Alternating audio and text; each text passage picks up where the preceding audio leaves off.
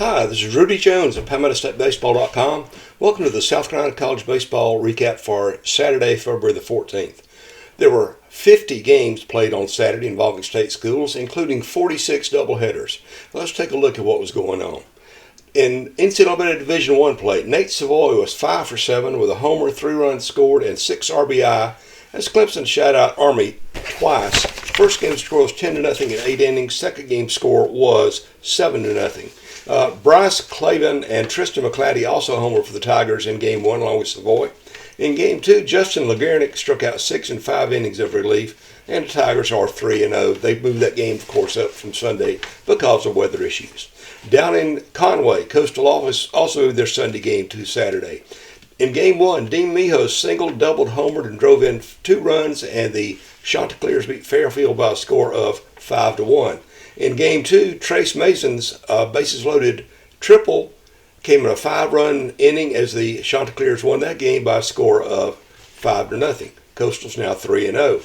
Over at Spartanburg, Harrison Campy had 7 runs, including with a homer and a double in Game 2, as Wofford completed a sweep of Mercyhurst. Both of them were run-rule wins. First game score was 10-0. Second game score was 13-1.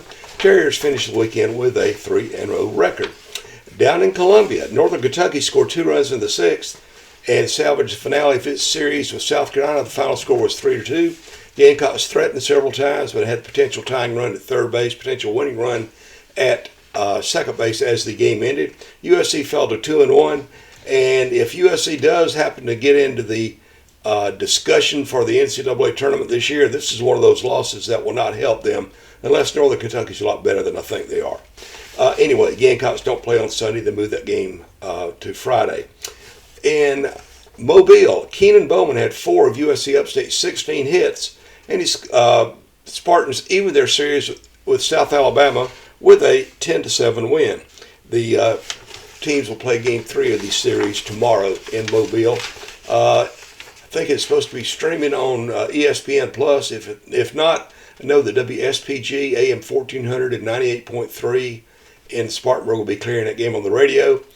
Seems like the Spartans have had their radio coverage beefed up the last couple of years. On the way home from Columbia Friday night, I was able to catch most all of the game in the series opener. In fact, I got home right about the time it ended, so it was a nice accompaniment. Listening to Ryan Clary do the play-by-play. But again, the Spartans go for a sweep. That'd be a nice win for their resume if they get a series sweep down there on Sunday. Down in Charleston, Aaron Patel doubled, drove in 2 runs to score what proved to be the winning run as the Citadel beat Liberty by a score of 4-3 to even that series. The Bulldogs had a 2-run lead. Liberty tied it in the 8th. Then the Citadel scored 2 runs in the bottom of the 8th, allowed a run in the top of the 9th, and held on to win. Game 3 of that series has been moved up to, I believe it's to 11 a.m. tomorrow in hopes of getting that in before the rain. Also in Charleston, Brady Bickett and Jack Bunnell combined for a 10 strikeout, 3-hitter for Charleston Southern against Bucknell in Game 1 as the Buccaneers won that game 11-1. Game 2 final score was 8-5. Bucknell actually had the tying run on base, but the Buccaneers held on. King Collins had 3 hits and drove in 3 runs for Charleston Southern, which is now 3-0. Again, they're off Sunday to move the game up. In Rock Hill, Luke Earnhardt struck out 8 in 5 innings and did not allow an earned run as Winthrop took Game 1 of a doubleheader against Georgetown. The final score was 13-3. Gabe Natividad had 3 hits for the Eagles in that game. But in the second game, Georgetown bounced back for an 8-3 win to take the final game of the series. Winthrop's 2-1 on the season. Rutgers held College of Charleston to 2 runs in 2 runs in each game on Saturday, and sweeping in a doubleheader. First game score was 13-2. Second game score was 5-2. Those teams are supposed to play again tomorrow at noon in Charleston, weather permitting. And the other action involving a state team, Akron beat Presbyterian twice. Game 1 score was 8-7. Game 2 score was 9-2. And so those teams split a 4-game series, PC's 2-2 for the weekend. In NCAA Division II, there's some big numbers coming up here. Xander Buchanan, Charlie Bussey, and Ethan McAnally all drove in 6 runs apiece as Francis Marion beat Shawan in Game 1 of a doubleheader by a score of 33-2. things kept on going in Game 2 for the Patriots as they beat Shawan 18-7. For the day, McAnally was 5 for 7 with 4 homers and a walk, 6 runs scored, and 10 RBI. Lots of good stuff going on for Francis Marion right now, which is 9-1 overall, 3-0 in Conference Carolinas. This was the Conference Carolinas series. Xander Buchan, name that shows up, he was started his career at South Carolina, transferred, was last at Jacksonville State, but he's now back in the state of Francis Marion. The Patriots had 15 home runs in the doubleheader. Not too shabby.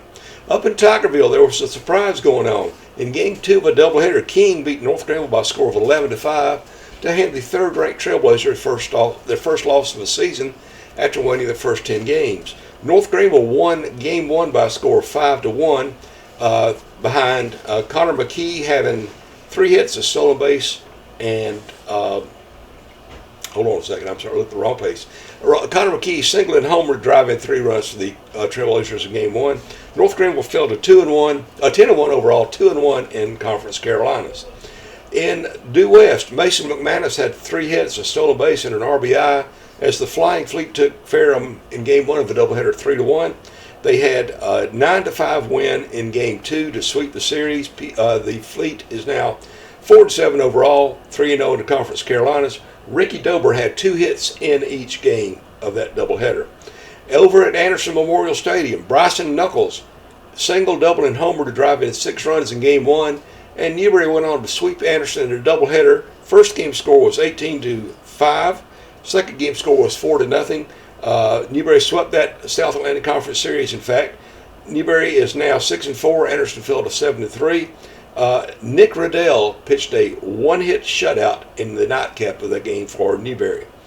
Down in Greenwood, Middle Georgia pulled away late to beat Lander 16-14 in a Peach Belt Conference game, but the Bearcats scored the game's final 5 runs, highlighted by a bases-loaded triple by Ryan Hansen in the 8th inning, and they won the nightcap by a score of 12-7. Lander's now 8-2 overall, 2-1 in the Peach Belt. Pardon me for scratching my nose, it was itching. In Aiken, Lynn won Game 1 of a non-conference series against USC Aiken by a score of 4-3, scoring a run in the 8th inning. In the 9th inning, Lynn was ahead 5-4 going into the bottom of the inning. Chancellor Jennings, a transfer from Winthrop, hit a home run to tie the game, and the Pacers came on to get 3 more runners on, and a bases-loaded wild pitch gave the Pacers a walk-off, or I guess it would be actually a runoff win since it was a wild pitch the guy had to run. To gain a split of the series, that score was 6-5. Aiken is now 8-2 overall. Again, that was a non-conference series. In Columbia, Spring Hill swept a Southern Intercollegiate Athletic Conference doubleheader from Benedict. First game score was 7-6. The second game score was 12-8. The Tigers had the potential tying run on base in the final inning of Game 1, but were unable to get it across. Up in Mars Hill scored 7 runs in the 7th inning and pulled away to a, looking for a score here, 11-7 win over Coker, and then the Lions won Game 2 by a score of 8-6 with a late outburst. Mars Hill, again, as a winner, Coker fell to 1-8 overall, 1-2 in the South Atlantic Conference. I neglected to mention Benedict's record. The Tigers are 0-3, and it's all conference games. According to their schedule, they're not playing any non-conference games this year. I'm not sure what the deal is behind that, whether it's it could be financial for that matter. I don't know, but it's odd you don't see any non-conference games. And that was one reason why they were late opening their season. In Orangeburg, Augusta had run rule wins for the second and third games of the weekend and swept Claflin in a Peach Belt Conference doubleheader. Game 1 score today was 15-4. Game 2 score was 17-3 in 8 innings. In Game 1, Devon McDonald had a grand slam. Wait a minute. Might have said it wrong. Devon Whitehead, excuse me. I apologize for Devon. He had a grand slam for the Panthers' 4 runs. And in Game 2, Christian Hill hit a couple of home runs for the Panthers, who are now 3-6 overall and 0-3 in the Peach Belt. In Americus, Georgia, Josh McDonald had a 3-run double in the 8th inning, and Georgia Southern went on to win Game 1, and then they swept USC Beaufort in Game 2 for the Peach Belt Conference Series and doubleheader sweep. Beaufort fell to 3-5 overall, 0-3 in the conference. Georgia Southwestern is won the game 7-5 in Game 1 and 6-1 in Game 2. Sorry, I'm kind of rambling here, but it just happens that way sometimes. In Young Harris, Georgia, Young Harris scored 4 runs in his final at bat to win Game 1 over Southern Wesleyan by a score of 9-8. And then in Game 2, they put up 4 touchdowns and beat the Warriors 28-10. Southern Wesleyan fell to 2-7 overall and 0-3 in the Conference Carolinas. If you're reading this before I get it corrected, I see where I have that Peach Belt Conference, but it is Conference Carolinas. How about in National Junior College Athletic Association? Gavin Underwood was 4 for 4 against Mott College in Game 1, and USC Union extended its winning streak to 6 games with a win in the nightcap. Game 1 score was 10-0. Game 2 score was 10-1. USC Lancaster beat Clark State for twice for the second time in as many days, and they are on a 5-game winning streak. The Lancers won Game 1 by a score of 8-6, and a 5-inning run rule win of 10-0 in Game 2. Aaron Gilden had 3 hits and drove in 5 runs in the doubleheader. He had a home run. And J.D. Mace and Nate Baird combined on a 5-inning one-hitter in the nightcap. USC Salkehatchie had a 4-run 5th inning and held on to beat Owens Community College in Game 1 of a doubleheader down in Ellendale. The final score was 5-4. But in Game 2, Owens won 11-4 to win the series 3-1.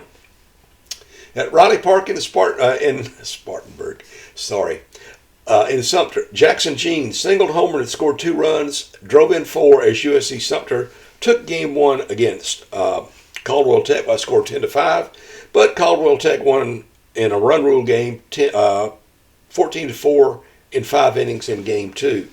That snapped a 5-game winning streak for the Fire Ants. They're now 7-2 overall. Only a couple more games to go. Just have patience with me. 3 games, in fact. At Greenville's Conisty Park, an 11-run 5th inning gave Bob Jones the commanding lead, and they held on to beat Mid-Atlantic Christian 18-13 in Game 2 of a doubleheader. In Game 1, Mid-Atlantic Christian won that game by a score of 1-0. The Bruins had runners on base constantly in the final few innings, but they could not get that tying run across, so they were shut out 1-0. Bob Jones is now 3-4. And in the final game played on Saturday down in Tifton, Georgia, Abraham Baldwin completed a series sweep of Spartanburg Methodist. That score was 4-2. After starting the season 4-0, the Pioneers are now 4-4. There were 2 doubleheaders that were washed out, or actually 2 matchups that were canceled because of the weather. Hartford at Florence Darlington Tech in the what was supposed to be the Stringer Invitational, and what was supposed to be the final game of the series between Kentucky Christian and Voorhees. There was a scheduling conflict there. How about the schedule for Sunday? There's not a whole lot going on right now because most of the games were moved to Saturday. As I mentioned earlier, the Liberty's going to be at the Citadel at 11 o'clock at Joe Riley Jr. Park. Rutgers and College of Charleston are going to play at noon, hopefully, at College of Charleston Baseball Stadium. And in the only other game going on Sunday involving the state team, USC Upstate is at South Alabama at 2 o'clock Eastern Time for that thing, for that finale, rubber game of the series. One thing I want to mention, on Friday, Teddy Hefner of Sports Talk Radio 1400 in Columbia, he was informed he would be winning the Herman Helms Award from the South Carolina Athletic Hall of Fame this year. Teddy's a friend of mine. I've known him ever since we were both students at USC. He worked at the state for many, many years. He's since been in talk radio for about almost 3.5 decades or so. But we still stayed in contact, and he calls me every now and then to be on his show in Columbia. But congratulations to Teddy. He's one of the good guys. The award is named for Herman Helms, who was a former sports editor of the state paper, and he was a very, very influential writer back in the day. That was back when newspapers still meant something. There were lots of writers that people bought the paper every day just to try to read, see whether they agreed with them or not. They wanted to hear about Herman Helms or Dan Foster or Les Timms or whoever it may be at any of your favorite paper when you were growing up. But anyway, I try to do coverage of college baseball in South Carolina at PalmettoStateBaseball.com. I'm still chasing a few box scores from Saturday. Some of the schools with fewer resources, they just really have to work hard, work long hours to try to get their boxes loaded in. And I'll be on the lookout and try to add the rest of them in. I think I'm missing maybe 6 or 8 right now. Looks like 6. And I'll try to add those in as best I can. You can always follow what I'm doing on Palmetto State Baseball at my X handle of Palmetto Base. I've got a Facebook group on by the name of Palmetto State Baseball Group. I want it to be a place where baseball fans from all the teams in the state get together, be able to talk about what they love about the game of college baseball, and don't want to be a place where we argue, get upset at each other. It's supposed to be a place to have fun. So it'll be kind of a slower Sunday than usual on the college baseball front. I'm sure there'll be some that you can find streaming somewhere if you're really desperate for more games. That's about it. Don't forget to check out the information about Tim Medlin and his wife Claudia. She's going through some health issues. There's a story on PalmettoStateBaseball.com. They want your prayers, and if you feel led to give a donation, there's a GoFundMe page set up. But just continue to pray for the Medlin family. And speaking of prayer, I hope you'll find somewhere to go to church tomorrow if you're a believer. And I believe you'll feel better for going. If you don't have a church home, you live in the Greenville area, come visit us at Reeder River Baptist Church. We're on US 25 between Travelers Rest and the Furman Golf Course. We're not pushy. We're friendly. Hope you'll, if you happen to drop by, hope you'll enjoy it. If you see me, I'll be sitting at the video sound area in the back of the church. I'd love for you to come say hey to me, but that's the way it is. Anyway, hope you have a great night. It's Rudy Jones of PalmettoStateBaseball.com saying good night. God bless.